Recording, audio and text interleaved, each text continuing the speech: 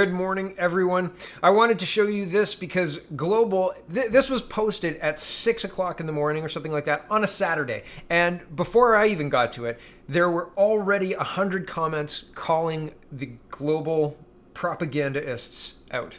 And people are sick and tired of hearing bullshit reported as news. It's fake news and people are upset about it. Here we go, Global News. And I wanted to show you the ratio, because you can't see this when you click into the tweet, so it's ratioed, and people are not happy. Oh, and they just took a comment away. Maybe somebody deleted it. Anyway, here is the actual tweet. It says, according to the Ipsos poll, 51% of Canadians support the idea of defunding the police and reallocating those funds to other services. And one of the comments says, this is BS lefty spin. That's not the demand of Black Lives Matter. Black Lives Matter just want defund the police, period. They don't want reallocation. They don't want anything else. And this is the news media trying to be that middle ground, right? Convince you that it's not as bad as what you're seeing on TV or what those right-wing news sites say. Here's just a little sampling. It's like, here it is. More fake news, no wonder you have to fire employees. Highly suspect data, you can get any answer you want depending on how you phrase the question. BS, total BS. I'd rather take some of the money and hire cops who are trained to deal with mental health issues and deflating situations. Get the bad cops out and retrain the good ones. Yeah, I mean, remember those guys who were in the towing cartel, and remember those other police officers who were arrested for human trafficking? Let's stop the extracurricular funding of police. How's that? Like, let's defund the extracurricular criminal funding of police. How's that? Let's do that. But this idea of defund the police is not acceptable by the Canadian public, and there is no realistic poll. I don't care if it's Global News. I don't care if it's CBC News. I don't care if Prime Minister Justin Trudeau himself goes door to door and tells me that he got a poll that said 51% of people agree with this. That is garbage. Bullshit. It is lies. Absolute lies. People who pay property taxes pay for basic services. Basic services include access to roadways and police. So if you have roadways, you need police because that's just how things work. And the idea that people who pay taxes or who are invested in their communities would say, yeah, those police are doing an awful job, especially in Canada, is absolutely not realistic. Not realistic. It's bullshit. It is made up bullshit, Global. And no wonder you lost 70 employees. I hope that maybe if somebody buys you, if anybody buys you, if your brand is worth anything when you're done with it, I hope that they don't repackage it as like right wing or whatever. It's so ridiculous. It's so ridiculous. The use of trusted news source to push propaganda is very concerning. And it's ridiculous that people like me need to point out, and not even people like me, but look at the comments section. People are rejecting this, and that's notable, right? Like, people used to talk about the news and have discussions around the topic of the news, right? The news says Kim Jong-un has done X, or Donald Trump met with Kim Jong-un, and then you have a conversation about that, not whether the news is lying to you. And this is all about whether or not the news is lying to you. That should tell you something. Like, that's problematic. That is not a good place. And as I said, it's not like this is the National Enquirer. This is a reputable news source, and people are saying garbage. Bullshit. Right? Unbelievable. Okay. Peter Kent is saying, Minister of Immigration caught off guard with my question on his department and border services losing 35,000 individuals ordered removed from Canada. We'll ask again Wednesday. They're not going to answer questions. They don't answer questions they don't like. This is another version of that. So here's the Liberals not answering questions they don't like. The Honourable Member for Thornhill. Mr. Speaker, the Auditor General has raised serious questions about the integrity of Canada's immigration system and the maintenance of public safety. She's itemized a backlog of 50,000 individuals ordered removed from Canada, illegal residents, unworthy asylum claimants, and criminals. And almost 35,000 of these have disappeared. Neither immigration nor border service officers have any idea where they are. Now, I know removals in the time of COVID are very difficult, but Mr. Speaker, shouldn't these two departments get their acts together and at least locate the 35,000 missing? The Honourable Minister. Mr. Speaker, I'm very proud of the work of this government with regards to our asylum system. We have made consistent investments to ensure that our borders have integrity and are protecting the health and safety of Canadians during this pandemic, and we will continue to make those investments which were cut under the last Conservative government when my honourable colleague was there to make those decisions. And on this side, we will continue to protect the health and safety of Canadians by investing in our asylum system. Thank you. I don't think the Conservatives had a backlog or a loss of 35,000 people who should be deported from the country. I don't think they did. And I think that it's funny, again, that Mendocino, he's a pro, likes to talk. He's a talker. He just dances around the topic, doesn't answer the question, and doesn't address the 35,000 missing people. Just says, oh yeah, we're working hard for Canadians, that we're doing what Canadians want. It's not going to last. I don't think people believe it. The Twitter comments are just the start. Drip, drip, drip. I was talking the other day about, remember the old Bounty commercials with they drip water on the paper towel and the one paper towel would just fall apart, but the other paper towel would sit there and, you know, they'd clean it up, clean up whatever counter or whatever. But my point is, it feels like this paper towel is just taking so much water, right? Like, I can't believe this government is still standing. Like, I can't believe the finance minister hasn't been removed, right? In a sane government, this exploded. He broke the law. He broke the ethics law. He is in deep trouble, deep trouble, and writing a $41,000 check. As Mr. Duffy learned, right? He got the $90,000 check, paid back the expenses, everything's fine, no worries, right? Oh, well, not so much. The RCMP looked up 31 charges for him for bribery for that. And, you know, sure, it's Morneau's own money, but all of this says, are these people above the law? Here's Minister Pierre Poilievre, and he's MP Pierre Poilievre. He's not a minister, I apologize. Shadow minister. He is talking about what I talked about yesterday. Like, if they admit guilt for Morneau, then Trudeau has to step down, right? If Trudeau sanctions Morneau, then Trudeau's got to go by his own rules. So, right? He can't do anything. So he's not going to, I mean, maybe he'll shuffle the cabinet and under pressure, right? But he's not going to kick him out because, right? Watch for a cabinet shuffle. Here we go. So why hasn't Justin Trudeau fired him? I don't ask that rhetorically, but specifically. I think there's a reason. I think it's because if Justin Trudeau imposes any level of ethical standard on Bill Morneau, then others would ask that he impose it on himself. And there remain unanswered questions. In addition to the $300,000 of fees that we has paid to Justin Trudeau's family, are there other expenses that the Trudeau family have kept hidden? Are there similar secrets like the one Bill Morneau recently revealed about his family? Did the Trudeau family ever accept any expenses paid by the We organization? This is the question Justin Trudeau must answer today.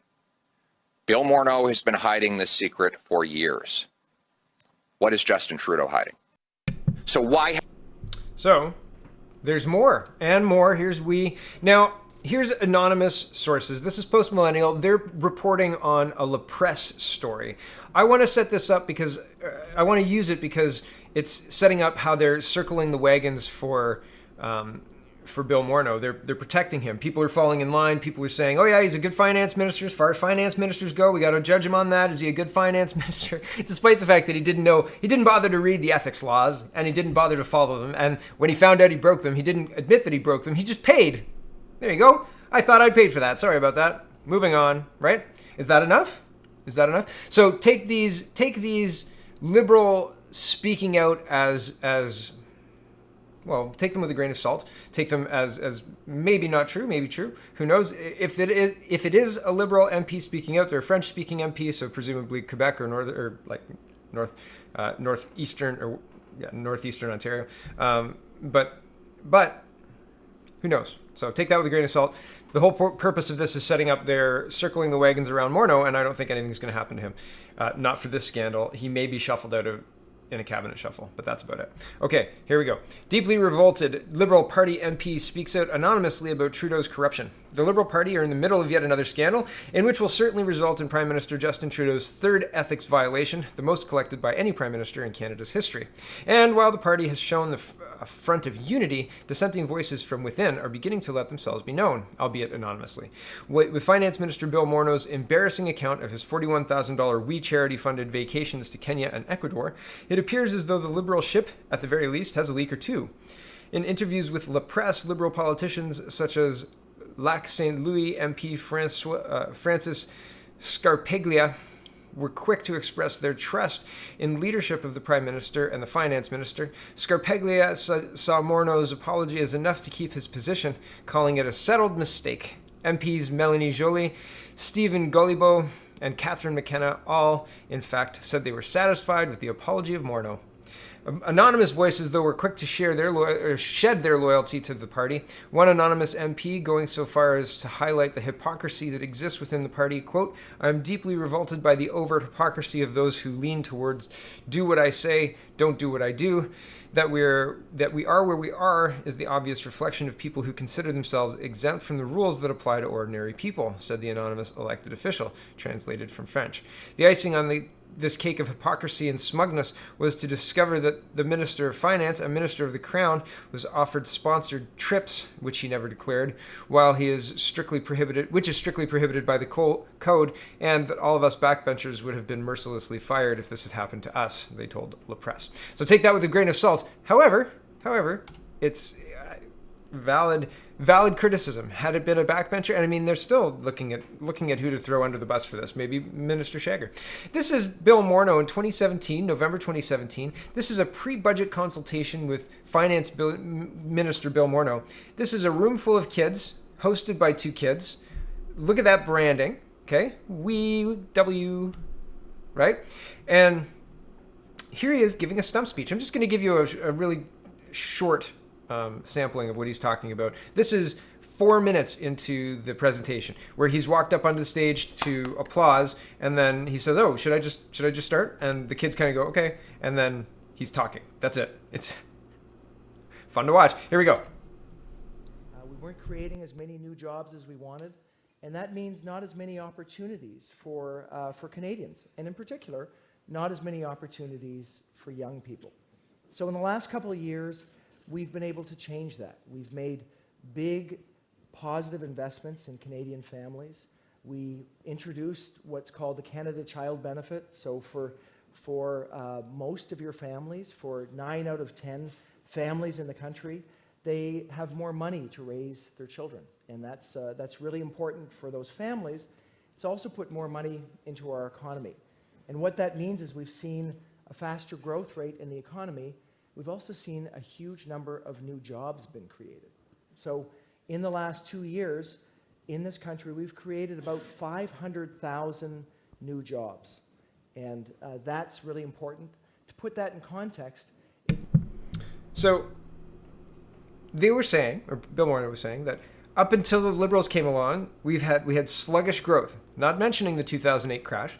And then he says, but since we came along, we've created lots of opportunities for youth, and totally unopposed, absolutely no pushback at all. It's like what he's saying is the gospel truth to this crowd of impressionable, very engaged children.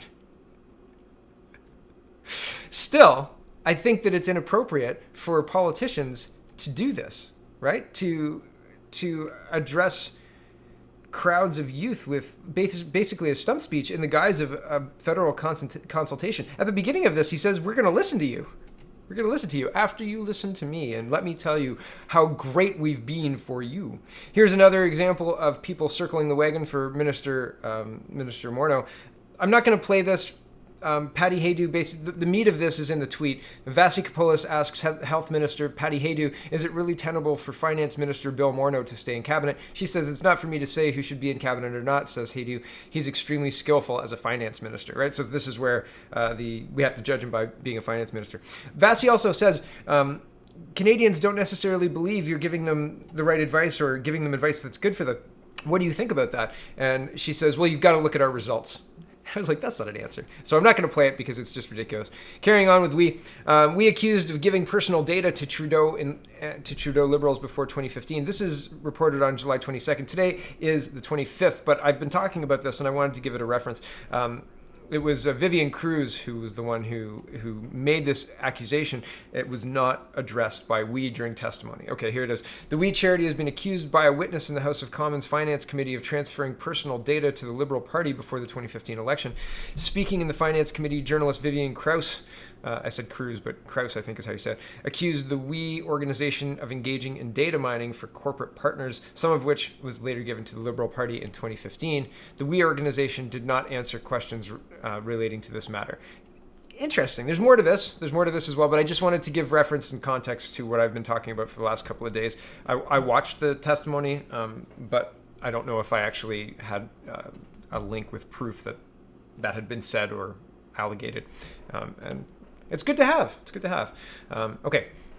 Canada Land has been doing good work uncovering Kielburgers, Wees, and assorted associations and other charities' tangled web of real estate holdings. And because it's complicated and numbered companies and all sorts of other stuff. And so, yeah, they're doing some real investigative work here. Brian Lilly's using their work to leap off and do some of his own work. So we've got some real investigative stuff going on right now. And again, that's why this is an interesting scandal. But I think the Liberals are playing the clock game because pretty soon it's going to be too complicated to explain exactly who said what and who's lied about what and blah, blah, blah, blah, blah. Like I always said, this is easy, but now it's looking like it's a little bit more muddy. And people, when scandals get complicated, people tune out, especially now, because if you have to explain it, maybe it's a conspiracy, right? I don't know if what you're telling me is true. Reference the first story, right? If people don't believe the news media and people are talking about the news as if it's fake, why are people believing it, right? Anyway, on to this. The Kielburger family's private real estate empire and its recent deal with the city of Toronto. So this is another layer of government using We buildings and having an insider We relationship with one of the top elected officials, not bureaucrats, elected officials. Connections with bureaucrats too. Back to this. The city of Toronto is expected to spend up to $10 million over 15 years to lease and renovate a property owned by the parents of Craig and Mark Kielburger, the co-founders of the We organization, despite speculation by residents of Toronto's Cabbagetown neighborhood who have pointed to Mayor John Tory's long relationship with the Kielburgers. A spokesperson for the mayor said he has no involvement in the decision, which was made by city staff without council approval. I swear we've just read about this. Didn't this just happen? Isn't this just a different level of government? Ultimately, the council in the federal case, the cabinet had approval. In this situation, the city staff had unilateral ability to approve this. So there are differences, but it's still eerily similar. Back to this. The property is currently assessed at just under $2.3 million for tax purposes. According to We Charity, a real estate agent hired by the city approached Fred and Teresa Kielburger regarding 233 Carlton Street, which they own through a numbered company. A representative then handled the deals on the Kielburgers' behalf. The building is set to become the new home of the Adelaide Resource Centre for Women, a 24-hour drop-in center expected to open in the third quarter of 2021. It previously served as We's first headquarters and has been part of a sometimes significant real estate portfolio owned by Fred and Teresa Kielburger. An August 2018 search showed several Toronto residential properties registered in the name of one or both estimated to be worth $24 million at the time, according to listing.ca. A search late last week showed just 3 properties in their names, estimated at a quarter of that. These now retired teachers have been able to generously support the good works of their sons because of their history of buying, self-renovating, and selling 18 properties in the Toronto area over a 40-year period of rising Toronto property prices, We told Canada Land last year. We says that Mark Kielburger, representing his parents, also spoke to city staff about the 12,754 square foot building, seeking greater clarification on the proposed use of the site. So it's, oh, hold on, there's a John Tory tie-in. I forgot to scroll down. I scroll down. Mayor John Tory, whose office says he was not involved in the lease, has a relationship with the We co-founders. He was a witness at Craig Kielburger's 2016 wedding and calls Mark a friend in a 2004 tweet. A few weeks before he was elected mayor, Tory has also appeared at a We Day on stage and on stage when we opened its Global Learning Center, a standout building in Toronto's Corktown neighborhood that we opened in 2017. So while there's connections, who knows? It seems like they acted unilaterally. And still, we is losing partnerships and donors. Here's Globe and Mail reporting, Virgin suspends We Charity donations, TELUS drops partnership as sponsors review ties. And I think this also says Globe and Mail, who's a partner till the end of 2021, is, yeah, there we go. The agreement expires on August 31st and will not be renewed. So Globe and Mail is pulling out too. Here it is. As controversy engulfs We Charity, some of its bigger sponsors have begun to reassess their ties to the organization, including TELUS Corporation, which has dropped its multi-year sponsorship, British corporate partner Virgin Atlantic Airways, and a charity connected to Prince Harry that has questioned We officials about federal government outsourcing scandal. TELUS has been a sponsor of We Day since its inception in 2007, and the Vancouver-based company has contributed more than $20 million to the charity. TELUS Chief Executive Darren Entwistle, I don't know if that's right, excuse me if I've got it wrong, has also been one of the co-chairs of the We Day event in Toronto. In a statement Thursday, the company said it has now ended the partnership. TELUS and we mutually agreed to terminate our sponsorship, which was originally supposed to expire in 2022, said Liz Sauve, a TELUS spokeswoman. The telecommunications company has decided to focus our support on other youth charities. So, interesting, right? They're all pulling out. Here is moving into a bit of COVID news to finish us off. Yeah, this is all in the same COVID vein. Going back to school has been very fraught. Everybody's scared. Everybody's worried. Despite the fact, and I was talking about people don't talk about the age of the COVID victims. I was talking more about the fact that people under 30. I think there's one confirmed death in the cohort under 30. No, under 20. Under 20. And so with all of with the low risk to kids and the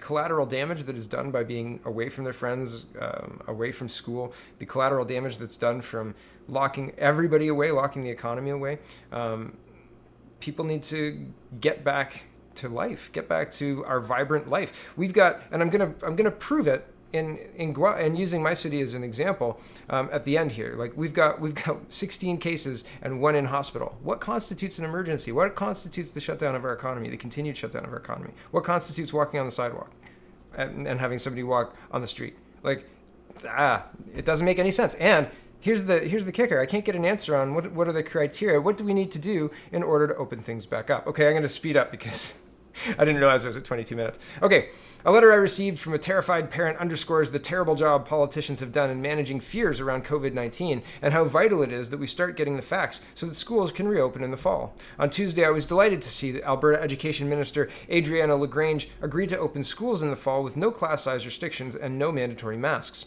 Hours later, I was dismayed to see Calgary Mayor Naheed Neshi suggests the city could override the advice of the province's top medical doctor and mandate masks in schools if she won't. A day later, a parent sent me a letter with the heading, Avoid 1,187 dead children and 123 dead teachers, rethinking reopening Alberta's schools in September 2020. That's catastrophic rhetoric. That is meant to say, to delegitimize your entire argument. That's the point of that. Okay, back to this. If that premise were true, if 1,187 children and 123 teachers will die, any argument in favor of reopening schools normally will sound callous. My children want to go back to school, but thousands will die. I want my child in school so they can socialize, but thousands will die. My child is going to be left behind, but thousands will die. But it's not true. On July 6th, the group of current and past leaders in public health called for an end to the lockdown. This is a link to a public letter. I was going to go through it, but I'm not going to because we're 22 minutes in. They say Canadians have developed a fear of COVID-19. Going forward, they have to be supported in understanding their true level of risk and learning how to deal with this disease while getting on with their lives, back to work, back to school, and back to healthy lives in vibrant, active communities across the country. And no, these are not some raging Trump-supporting conservative partisans. Their main argument for a return to normal is social justice because the lockdown has a disproportionate impact on lower income groups, Black and other racialized groups, recent immigrants to Canada, Indigenous peoples, and other populations. And its continuation risks significantly harming our children, particularly the very young, by affecting their development with lifelong consequences in terms of education, skills development, income, and overall health. The medical world is divided divided. One group believes with enough lockdowns, enough social distancing, enough masks, we can keep new infections at zero until a vaccine is developed. Then normal life can resume. The only nation in the world that appears to have done that successfully is Taiwan. The other school of medical thought is seen in Sweden. It calls on citizens to exercise their best judgment in physical distancing and banned large gatherings. They did not close schools. They did not mandate masks. They are not banking on a vaccine to save them. They believe the way to protect the vulnerable population is to have low-risk populations get the virus and develop natural community immunity. So the best place to see the real-world impact of school openings is there. As of July 17th, there have been 1 death in the 0 to 9 age group and 0 deaths in the 10 to 19 age group. That's what I was referring to when I said 0 deaths or 1 death under 20. Children appear to be uniquely able to fight off this virus. Oh, and I appear to have misspoken. 1 death under 19. Okay. Children appear to be uniquely able to fight off this virus. Where Sweden failed is the same place everyone else failed. They didn't keep it out of their nursing homes. Their highest deaths were among those age over 40. Here is the unbelievable amount that it cost Canada. Paying civil servants to stay home and do nothing in COVID-19 pandemic has so far cost Ottawa $439 million. It's an interesting article if you want to understand the mechanism by which they stayed home. They didn't have to use up other sick time or any other time. They just stayed home under the mechanism created there. Here's the last one for today. They're mandating masks in Nova Scotia starting July 31st. That's next week, okay? 1 active case, 0 hospitalizations, 0 new cases in the past 9 days, 63 deaths total, 84% of them in 1 long-term care facility in Halifax. Masks are now mandatory in Nova Scotia. So that triggered my brain to go, wait a second, what is the criteria by which we need to achieve to repeal the mask order? Shouldn't we know that before we let the mask order go into place? Shouldn't we have sunsets in 2 weeks? We check it again in 2 weeks. We look for this status to see if we can not have mandate masks publicly all the time, right? Because it's not helpful. Hypoxia is not a thing. Is a thing. My sister went out the other day for 3 hours and was wearing her mask, and she felt she had to. And she said she took it off when they were coming home because she was driving home in the car, and she said that she had a pounding headache and had to take Advil when she got home. I said, look up the effects of low oxygen on having headaches. And she came back to me. She's like, holy crap. I was like, yeah, they're not helping you. Okay, back to this. I said, Wellington Dufferin Public Health Board, when will we be able to stop wearing the masks? Isn't an emergency temporary? These are exceptional powers. What's the sunset on the Section 22 order? How and when is it renewed? What criteria for repeal of the order? And then I talk about hydroxychloroquine. This is a Newsweek article that you can use if you want to. And I said, I tagged the city of Guelph. This is the number of current active cases in Guelph, 16, 1 new and 1 in hospital. What numbers are needed for a repeal of the order under Section 22? Why exactly are we wearing masks? By what measure is this an emergency? And to their credit, they got back to me. But basically the replies were the standard replies. We wear a mask because it cuts down on droplets, and droplets protect other people. They don't protect yourself, blah, blah, blah. Never mind. I'm not going to get into the mask inconsistencies. It's also inconsistent. It's hard to believe. They didn't emphatically answer my question. They tried. They did their best. I said, thank you very much for the info, because I don't want to get into a fight with people. That's not the point here. The point is there should be a clear mechanism by which mask orders are repealed. There should be this standard. This is no longer an emergency, and therefore we don't need the mask order. This is not an emergency. 1 person in hospital is not an emergency. I'm sorry. 16 cases and 15 people self-isolating and 1 new case, not an emergency. Not an emergency. So I don't know by what standard they're measuring this, but it is very, very concerning, as I like to say. Okay, that's enough for me today. I know this is a long one, eh? Jeepers creepers. Saturday morning. So thanks for watching, everybody. Check out CanadaPoli.com. Check out CanadaReport.co. Check out SpeakingMoistly.co. And have a wonderful, wonderful day.